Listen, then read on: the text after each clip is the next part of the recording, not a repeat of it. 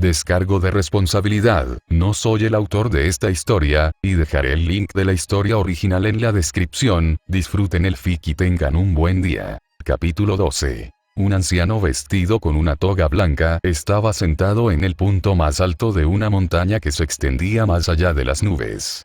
Llevaba sandalias con tiras que le llegaban hasta las pantorrillas y un cinturón marrón enrollado alrededor de su cintura. El anciano vivía una vida de ermitaño. Solo recientemente había enviado a una niña que había estado cuidando a experimentar el mundo con el noble objetivo de ligar chicas en un calabozo. La idea habría provocado una sonrisa torcida en el rostro del anciano, pero recientemente, su estado de ánimo se había vuelto tumultuoso. Feliz en un momento, enojado en el siguiente y luego amargamente triste al final de todo. La confusión y la duda eran lo que confundía al anciano y ponía a prueba su decisión de permanecer aislado después de haber dejado morir descuidadamente a su familia.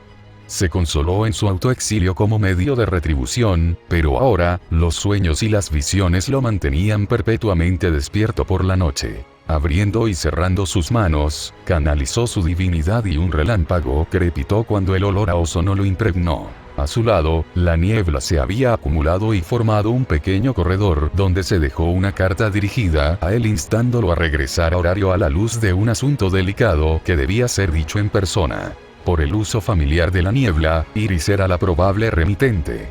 De lo contrario, Hermes habría venido en persona. La electricidad chisporroteó en los ojos del anciano antes de girar la cabeza en dirección a la ciudad mazmorra. Su nombre era Zeus. Los dioses eran volubles y sus rencores alcanzaban niveles increíbles de mezquindad. Congregarlos en un solo lugar y esperar que colaboraran únicamente para alardear y decidir nombres para los aventureros sin tensión era una táctica tonta.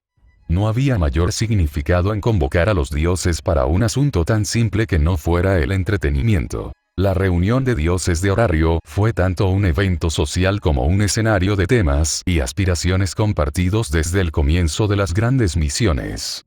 Fue una coalición que obtuvo el apoyo de todas las familias que buscaban contribuir al equipo de subyugación de Behemoth, Leviatán y el dragón negro de un ojo. Al menos, así fue como se concibió inicialmente la reunión. Desde la aniquilación del primer equipo de subyugación y la retirada de los dragones negros de un ojo, el banquete simplemente había conservado su faceta social para otorgar títulos a los aspirantes a aventureros. Los dioses aún podían hacer alarde del poder o la riqueza de su familia y pelear con otros dioses con los que tenían conflictos, pero nunca se mencionó la finalización general de la gran búsqueda. La mayoría estaba contenta con la inacción del dragón negro de un ojo, pero pocos podían soportar que la paz solo durara mientras el dragón permaneciera recluso. Las familias Zeus y Hera eran las familias más fuertes en horario por un amplio margen hasta el punto de que se rumoreaba que su influencia fue lo que arrastró a Freya a la ciudad de Ungeón. Armado con equipo fabricado por Hefesto y con el apoyo de numerosas familias afiliadas y amigas, era un equipo de subyugación que nadie pensó que fallaría después del éxito de Behemoth y Leviatán. Fueron aniquilados. Los supervivientes quedaron como cáscaras de lo que eran antes, con la confianza rota y pensamientos terriblemente cínicos. Incluso se corrió la voz de que se volvieron destructivos y se pelearon por el resultado. La mayoría de los dioses todavía estaban atrapados en el fracaso anterior, y el miedo a perder a sus familias hizo que muchos abandonaran la iniciativa o se negaran siquiera a considerarla. La declaración de Iris fue esencialmente un rayo que atravesó las nubes, la revelación de los semidioses, la chispa que comenzó a reavivar la llama. Las armas flotaban en el aire, cada una irradiando una singularidad que pocos dioses serían incapaces de discernir como mágica. Armas mágicas. Una sola voz rompió el silencio del salón. Un escaso susurro pronunciado por el representante de la familia Hefesto, Tsubaki. Sus ojos se inyectaron en sangre, e inmediatamente tratando de escudriñar cada detalle de lo que estaba frente a ella, pero casi llorando cuando todo desapareció. Tan rápido como aparecieron, las armas desaparecieron, eclipsadas por Ryder y Archer, quienes luego dieron un paso adelante. Si el acceso a la divinidad era una medida de la fuerza de un dios en el mundo inferior, entonces un semidios cuyo cuerpo mortal pudiera resistir su divinidad sin romperse era una existencia cumbre. El arcano de Dios era su poder supremo que triunfaba sobre todo lo demás, pero el costo fue el fin de su existencia en el mundo inferior. Pero ¿qué pasa con los semidioses? Como estaba planeado, Rider comenzó a canalizar completamente la divinidad de su madre. Antes de su llegada, no había desperdiciado esfuerzos para derramar en él tanta divinidad como pudo reunir. Su determinación de dar una advertencia a aquellos que buscarían hacer daño a su hijo la hizo esforzarse todo lo que tenía y más, para disgusto de Rider mientras se esforzaba. Ella lo fulminó con la mirada, desafiándolo a decir cualquier cosa acerca de ser excesivo. Habían estado experimentando en la iglesia abandonada y habían descubierto que debido a la naturaleza divina de la sangre de Rider y su afinidad con la autoridad de su madre, ella podía ejercer el peso de su arcano a través de él. Aquí y ahora, los ojos de Rider brillaban con un cautivador azul marino. El sonido del agua que fluye, el olor a sal marina y la furia de una inundación que lo atravesó se manifestaron en un aura divina que emanaba de su cuerpo. El aura se integró con su habilidad de clase, afecto de la diosa para tomar la forma ilusoria de su madre abrazándolo. La furia silenciosa de una ninfa del mar y una diosa del río habitaba en su interior. Soy el hijo de mi madre, la voz de Rider era penetrante en el ruido silencioso, todo tipo de miradas enfocadas sobre él, analizando y creando inferales. A través de mí, su poder fluye sin obstáculos. Rider actuaba como conducto de su madre debido a una alineación de afinidad casi perfecta. Tal como estaban las cosas, la divinidad de su madre que fluía a través de él estaba llena de una sola intención. Un reclamo adquirido y una advertencia incondicional para todos. Soy Aquiles. Con la redeclaración de su nombre, el símbolo de una estrella y un delfín blasonados en el agua se elevaba amenazadoramente sobre los dioses en la gala. Era una señal del afecto de una madre y una promesa inquebrantable de arrastrar a la muerte a cualquiera que dañara a su hijo. El instinto maternal era inherente a la divinidad. Tetis hablaba muy en serio. Como dice la leyenda, ella haría cualquier cosa si fuera por el bien de su hijo. Herir a su hijo crearía enemigos mortales y la muerte sería una guerra pírrica hasta el último aliento. Rider abrió la palma de su mano y la divinidad se reunió en forma de agua para crear una marea que, si se liberaba, se propagaría hasta formar un tsunami. Así era el poder del arcano de un dios. Cerrando la palma de su mano, el impulso de Rider se desvaneció mientras recuperaba la divinidad que su madre almacenaba dentro de él, sintiéndose un poco sin aliento. La cantidad de poder era asombrosa de manejar, pero el punto estaba claro. Rider dio un paso atrás y se alejó, el silencio creó un impacto mayor que cualquier alarde.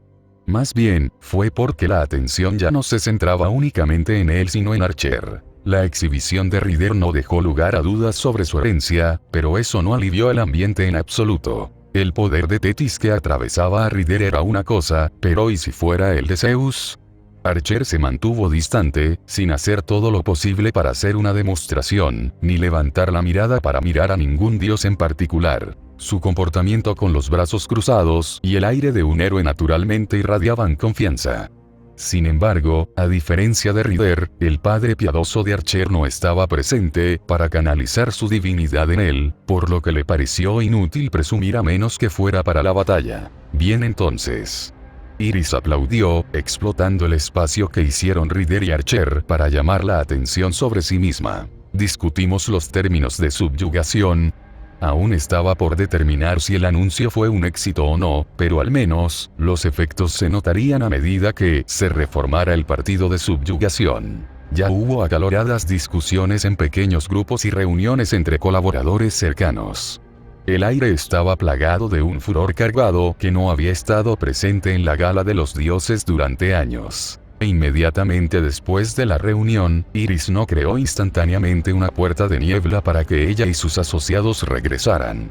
Más bien, estratégicamente permitió un poco de tiempo para socializar, especialmente para los dioses que todavía eran escépticos o habían acariciado su curiosidad. Archer y Rider eran los principales objetivos a los que acercarse y, sabiendo esto, Shirou se dirigió a un rincón más apartado para evitar variables inesperadas. Se suponía que Hestia se quedaría con el grupo en este punto, pero se había retirado a una sala de espera después de algún tipo de pelea con otro dios. No, en realidad, no estaba ella todavía por aquí. Shiro escaneó sus alrededores y rápidamente encontró a la rolliza diosa, bloqueando con vehemencia a Apolo para que no se acercara a Archer y Rider. Cualquiera que fuera la intención de Hestia, Archer y Rider estaban cerca para ayudarla. Para Shiro era más importante concentrarse en sí mismo aquí. No es que no hubiera interés en él, sino que preferiría no estar rodeado al alcance de la mano. Podía ocultar su verdadero origen utilizando la naturaleza divina de muchas de las armas que guardaba en su mundo interior, pero eventualmente las inconsistencias se sumarían y crearían un misterio mayor. Ya había jugado con Hestia, pero no tenía idea de si otros dioses verían lo mismo o, más importante aún, reaccionarían de la misma manera. Hestia era la diosa del hogar y la familia, una bendición muy fácil de explotar porque el origen de los servants presentes en Horario estaba ligado a los mitos griegos. El propio malentendido de Hestia con Hefesto solo complicó aún más las cosas en el buen sentido. Shiro fue el único destinatario de la condición para permanecer ambiguo, y cuanto más caótica o cimentada se volviera su identidad, más fácil sería mantener la condición. Sin embargo, el hecho de que Shiro decidiera aislarse no significaba que nadie lo buscara. Más bien, los evitó activamente determinando sus intenciones a través de sus expresiones y lenguaje corporal. Había tenido éxito hasta el momento, pero no duraría. Estaba en una gala repleta. Era posible aislarse, pero imposible evitar por completo la interacción a menos que saliera, y eso significaba perder su billete fácil a casa con la puerta de niebla de Iris. Shiro hizo una pausa mientras permanecía en el área del bar, aprovechando la atención que estaban obteniendo Archer y Rider para reducir su presencia general. Sin embargo, por un lado, la presencia de Shiro se destacó mucho más radiante que la de los demás. Espera un momento. Era la diosa Freya, y detrás de ella iba Loki. Con la caída de Zeus y era familia, fueron Freya y Loki quienes llenaron el vacío en la brecha de poder. Su cooperación e influencia en Horario resultarían una bendición si se manejaran adecuadamente, y un puente desvencijado si se manejara mal. ¿Hay algún problema?, preguntó Shiro, volviendo toda su atención a las diosas. Freya no respondió después de haber llamado inicialmente. La forma en que siguió mirando en silencio en el momento en que ella y Shiro hicieron contacto visual, con la boca abriéndose y cerrándose, era demasiado poco común en ella. Loki arqueó una ceja ante la extraña reacción de Freya. A estas alturas, Freya ya debería haber enderezado la espalda y levantado la barbilla para presentar un frente elegante, pero en lugar de eso casi se le cae el abanico que sostenía. Loki no sabía a qué había venido Freya, pero Loki tenía sus prioridades establecidas para facilitar la reunión más temprana con Caster. Iris era a quien ella y Freya inicialmente habían perseguido, por lo que no tenía sentido que Freya se detuviera aquí solo porque se encontraron con Shiro. En opinión de Loki, Aquiles o Heracles parecen más atractivos en contraste con Shiro. Las armas que mostró eran profundas porque albergaban magia sin el uso de una falna, pero si era hijo de Hefesto, eso era de esperarse. Lo que realmente cambiaría todo fue el momento en que algún dios lograra discernir la naturaleza del origen de las armas traídas. Un lugar donde incluso las armas personales de los dioses podrían encontrarse y potencialmente usarse. Si no hay nada, seguiré mi camino, dijo Shiro, rompiendo el incómodo silencio que Freya estaba haciendo y sacándola de su aturdimiento. No, espera un momento más, habló Freya con nerviosismo como si se diera cuenta de su error, y ahora Loki estaba empezando a prestar más atención. Freya le ofreció la mano a modo de saludo. Estimado guerrero, soy Freya. Shiro miró fijamente la mano de Freya, luego volvió a la sutileza que parpadeaba en sus ojos y se dio cuenta de que había sentido algo en él.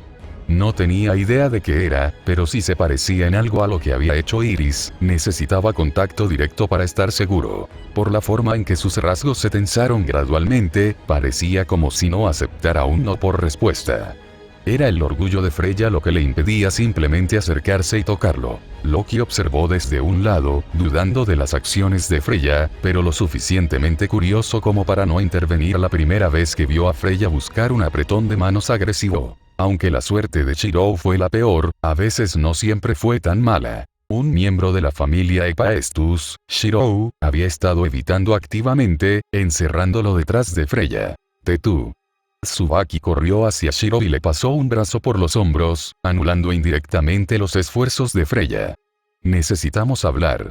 De repente, Freya tenía una mirada asesina, pero Tsubaki estaba demasiado nervioso para ser cortés. Disculpas, él y yo tenemos negocios. Tsubaki arrastró a Shirou más rápido que el viento. Dejado solo, Loki fue el menos afectado por lo que acaba de suceder. Más bien, lucía una sonrisa engreída por primera vez en años, que Freya había sido ignorada abiertamente. Freya, bromeó Loki, pero pronto perdió la diversión cuando miró el rostro de Freya. Una vena saltaba sobre su sien antes de que la alisara y mirara a Loki con la expresión más impasible que jamás había hecho. ¿Crees que he sido demasiado indulgente últimamente? Loki empezó a sudar. Gracias por leer y gracias a mis nuevos patrocinadores. Alpascul Reaper, Nero, Alberto 6 Super Penguin 1234. Novela web gratuita. Apóstata en Green Fantasy. Lo siento, es un capítulo más pequeño ya que la encuesta estuvo tan reñida esta vez que estaba seguro de que iba a escribir una actualización para Fate Stay Cooking, pero Grand Dungeon ganó en la última hora y tuve que revisar mi tiempo disponible. Próxima actualización. Gran Mazmorra del Destino. Patreon.com/Parcasius. Enlaces de libros. Destinado Legaki Dark. Nuevo libro. Disponible en Amazon, eliminar guión en el enlace. Reflexión del registro del superviviente. Amazon.com/dp/b08bddgn7z,